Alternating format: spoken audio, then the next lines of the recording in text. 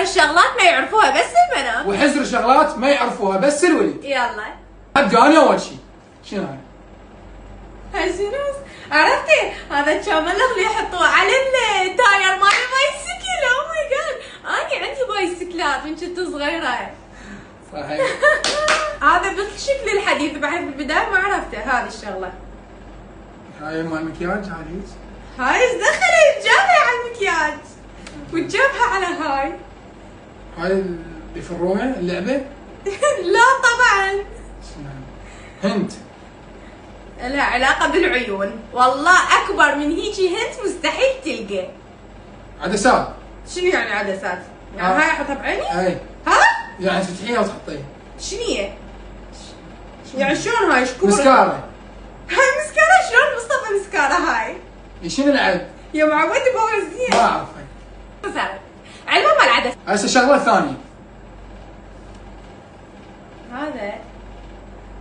هذا مو الجير مال اليد، مال البلاي. شو معرفه هاي السوالف؟ هو بس شكله كلش غريب. ها شنو نوعية حديثة؟ لا هو ايش وات يعني تنطيني اياه جزء من عنده؟ والله حرام عليك ايش قد صعبات، بس ايش قد بطلة اني. ولد وانا ما ادري، والله ولد هذا مو نهي، هذا اللي قباله ولد. يلا مصطفى هسه انت هذه جنطه هاي. هاي الجنطة. هاي ترى حجمها هالقداتين. مقص. لا مو مقص. مقراضه. ولا مقراضة. مال رموش هاي هيك. شلون عرفت؟ شطورة. اسمها كابسة رموش. كاسة رموش. هاي الشغله الاخيره ومتاكد ما راح تعرفها.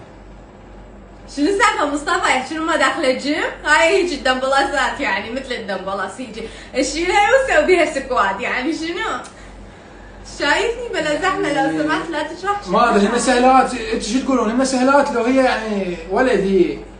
اني سباعين، اني ذكية، اني شطورة، اني حبابة، اني وردة.